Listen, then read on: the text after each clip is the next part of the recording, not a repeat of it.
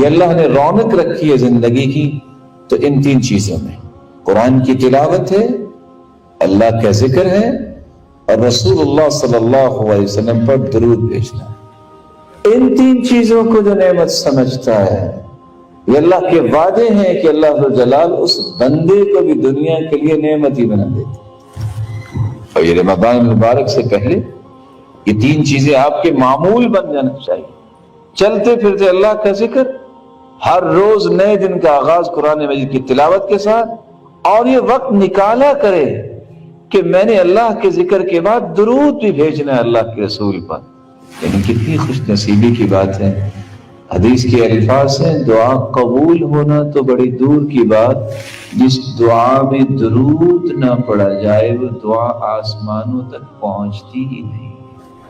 ان اول الناس بی اکثرهم علی صلاۃ، سب سے زیادہ قریب اللہ کے رسول کے وہ ہوگا قیامت کے دن جو سب سے زیادہ درود پڑھنے والا۔ ناظرین اکرام، قاری صاحب نے جیسا کہ بتایا کہ ہمیں ان تین چیزوں کا معمول بنانا چاہیے۔ اللہ رب العزت نے قرآن میں ارشاد فرمایا، وما خلقت الجن والانس الا لیعبدون، ہم نے جنوں اور انسانوں کو اپنی صرف اور صرف اپنی عبادت کے لیے ہی پیدا کیا ہے۔ یہ ماہ رمضان ماہ مقدس مبارک مہینہ، اور یہ عبادت کا مہینہ، تقوی کا مہینہ، اپنے گناہوں کی معافی کا مہینہ ہے۔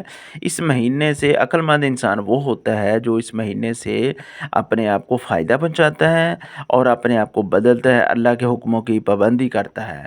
تو آئیے ہمارے ساتھ جڑے رہیے، انشاءاللہ نیکسٹ ہم نئی ویڈیو کے ساتھ حاضر ہوتے ہیں۔